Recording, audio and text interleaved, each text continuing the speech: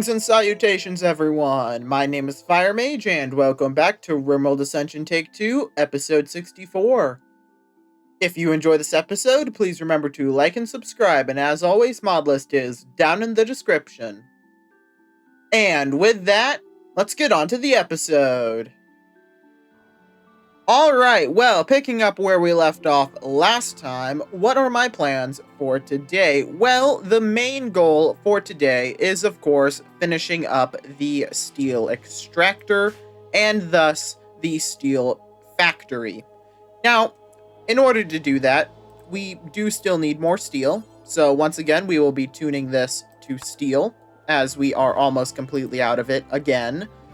But on top of working on that, we are, of course, going to continue our work on the new defenses, which are almost done. So that shouldn't take too terribly much longer.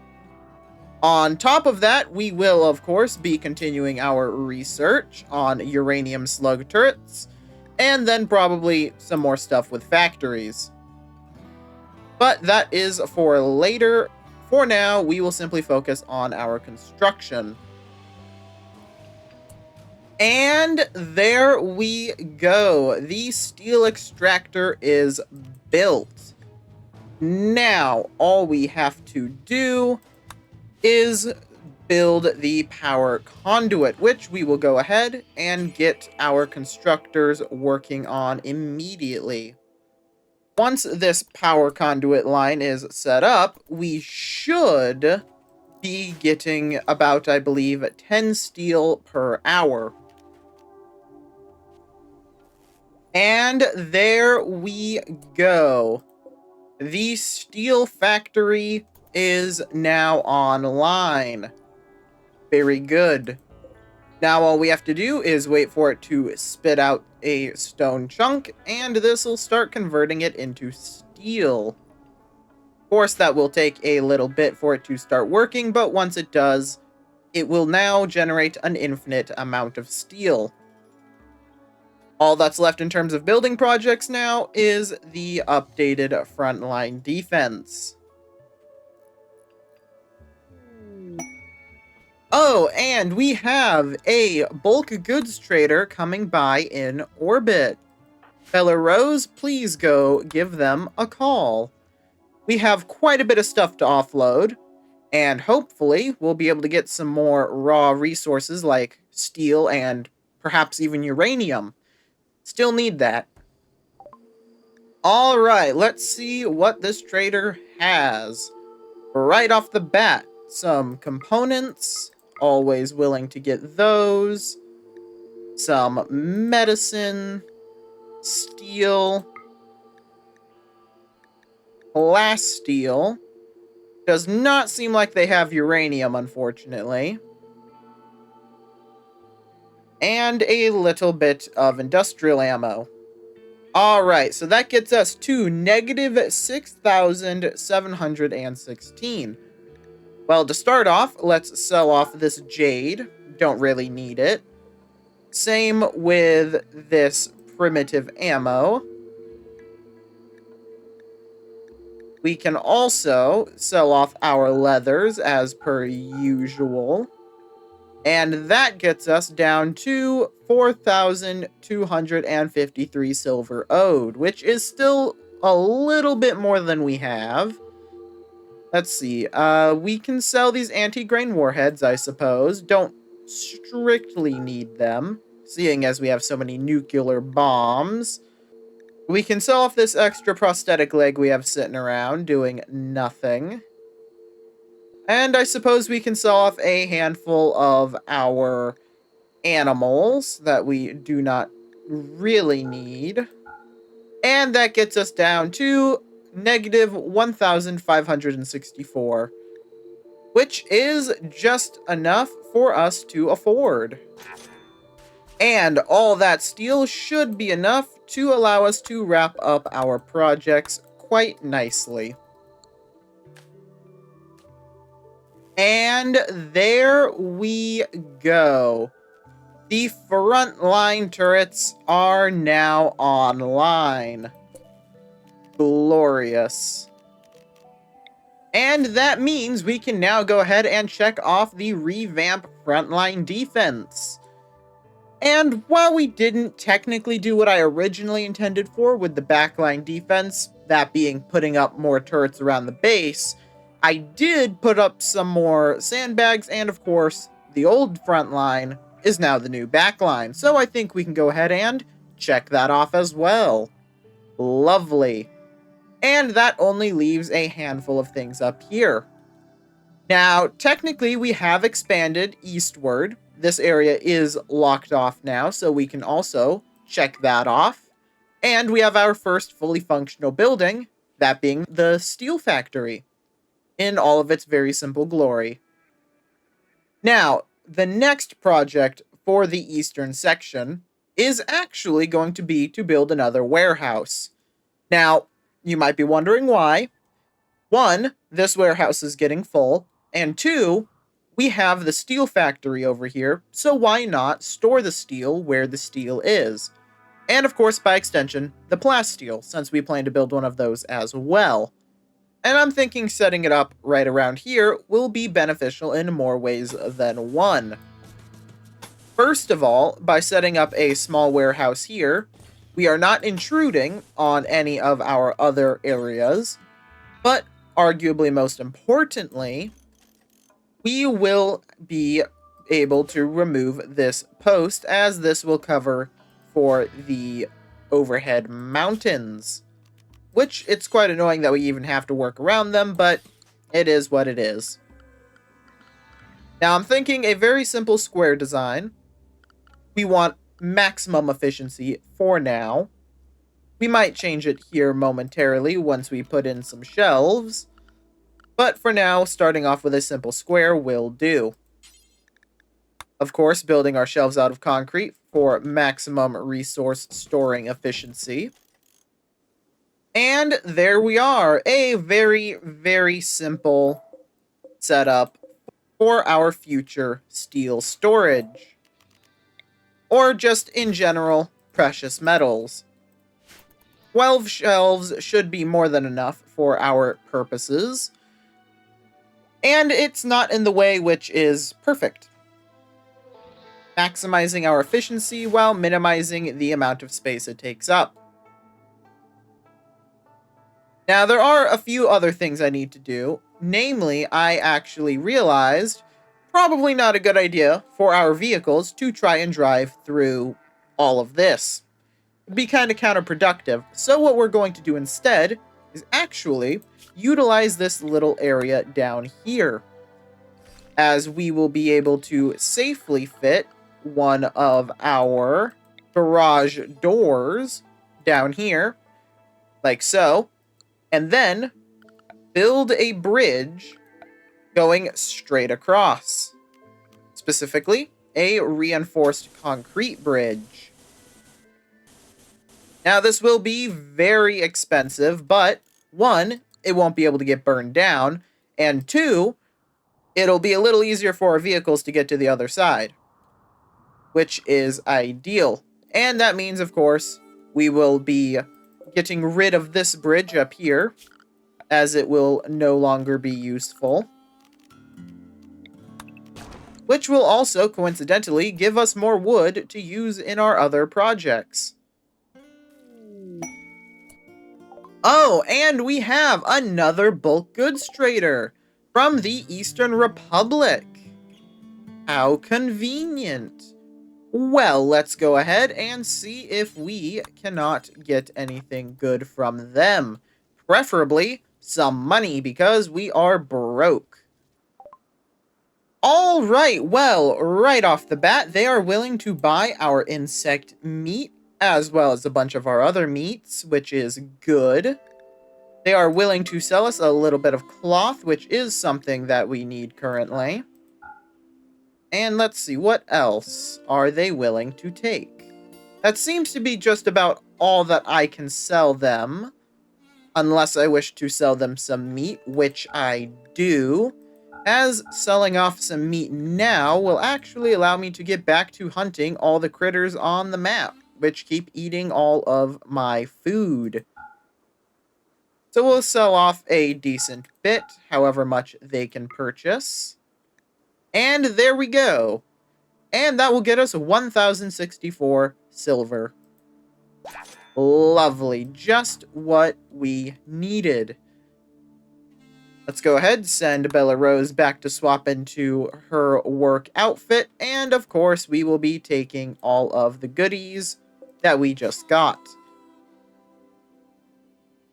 And now we will begin the mass hunting of the critters once more.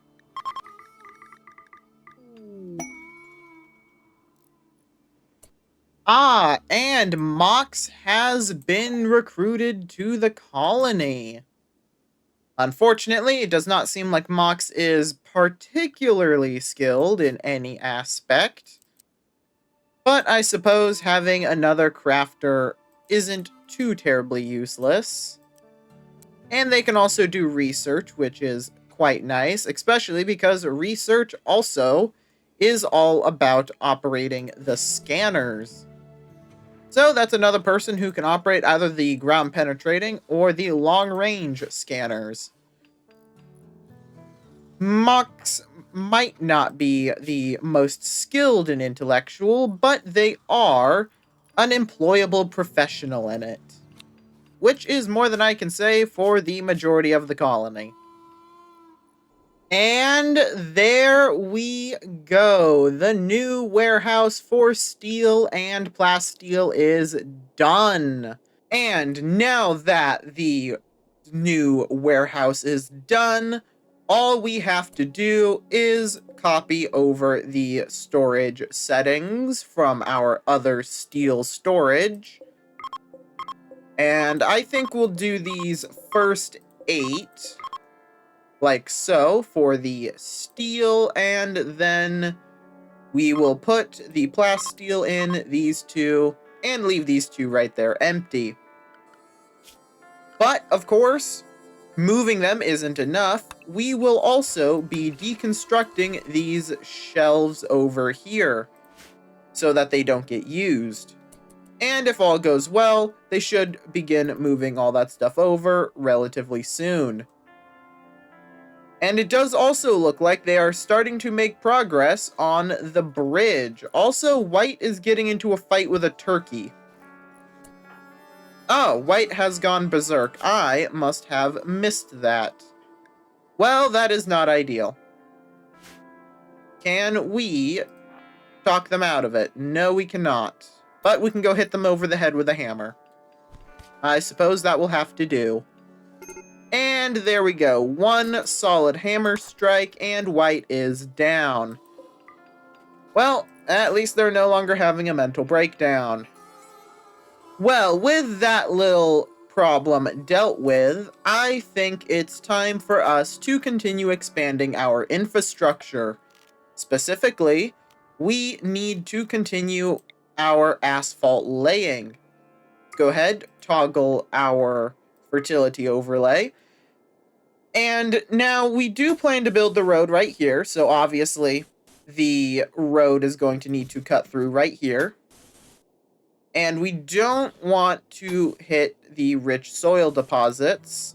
Unfortunately, I think we're going to have to hit this little one here in order to make our road properly. And then it'll have to cut up like this, and it looks like we are going to have to get rid of some of our turrets along this line, unfortunately. Well, sacrifices sometimes have to be made for the greater good. We might actually be able to get away with leaving them if we play our cards just right here. And then, of course, this road is going to come down like so. And I'm still not entirely sure what I want to do with this one, other than just have it kind of enter into here. So we'll just have it run into a dead end right there. But while we work on that new road system, I think it's time for us to begin upgrading our equipment for our soldiers. Starting off, I think we are going to make some smoke grenades. Specifically, I want to make smoke grenade belts. Let's just make sure we get the right amount. So we will need 6 of these, like so. And in order to make the belt, we of course need smoke grenades. Where do we make those? We make them in the fabrication bench, apparently. Weird spot for them, but okay, I can work with that. But of course, smoke grenades are not the only thing we are making. We also need to make some carapace armor. And to start off, we will make the helmets. Protecting the head is always the most important thing. Now, just to make sure we do this right, let's compare the carapace helmet and the heavy carapace helmet. Make sure we pick the best one. And we'll assume we make them out of steel, just for the sake of resources. Steel is much easier to get than anything else, after all. So the steel carapace helmet gives us a 58.5% sharp protection. That's not bad. Let's also compare this to a flak helmet, just to make sure our current stuff is not better. Alright, so the steel flak helmet is better at 63. Good to know. So that automatically discontinues the carapace helmet. But what about the heavy carapace helmet? The heavy is at 70.2, which is definitely higher than 63. In that case, we shall begin construction of the heavy carapace helmets. Once again, we will simply make 6 of them to start off. And you know what? Actually, before they start getting to work on all of that, there is, in fact, something I want to put onto our list. Our hospital, as it is right now, is great. It works wonders. We've completely outgrown it. We now have far more than 8 people who get injured on the regular, so we need to expand the hospital. Now, we won't start that project just yet, as I want to finish up the infrastructure first, and of course deconstructing all the stuff that's in the way, but I do plan to make the hospital a little bigger. At the very least, expanding it to fill this gap here a little bit.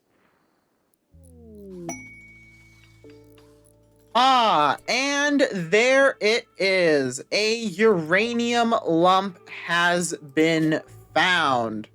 Only problem is, it looks like there is some hostile activity around it.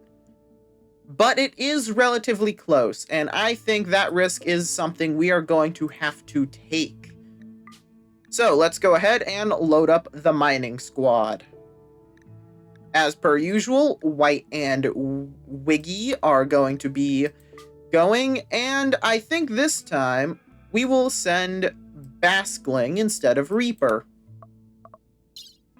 And let's make sure we load up at least some sort of food.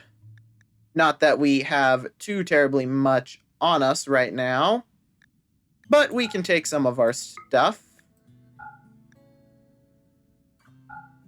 Just a few days of food should do, and I think that's just about all we really need, though. And then we send them off, and it should take them about half a day to get there. And it looks like the Pact of Verbonlia has made the harrowing trip to bring us exotic goods. How interesting. Let's make sure that our trucks don't run them over. That seems to be an unfortunate habit of theirs. Okay, and it looks like the trade caravan is in the clear from potentially being run over. In that case, Beller, Rose, you know what to do. Equip the trading suit and go get us some goods. Alright, let's see what this exotic goods trader has. Right off the bat, Glitterworld medicine. We will be taking that. That is too valuable to not take. They are also willing to buy our nuclear warheads for almost 2,000 silver apiece. Not a bad idea. Apparently selling those is a very good way to make money. Let's go ahead, sell off all of our car components we do not need. I would like to make some money. Let's see, what else do they have that we may be willing to purchase or part with? A bionic arm. Not what I need. Still need a spine. So I think that is about all we will be getting. A little bit of Glitterworld medicine, a couple advanced components, and 200 silver. Oh, and a space battle has started on the other side of the river. That's mildly terrifying, but also potentially useful. At least if we can get any colonists from it. Ah, and our caravan has successfully arrived at the uranium lump. It is very small, but that is okay. Let's go ahead and begin moving our mules into position, so that they are not stuck within this massive river.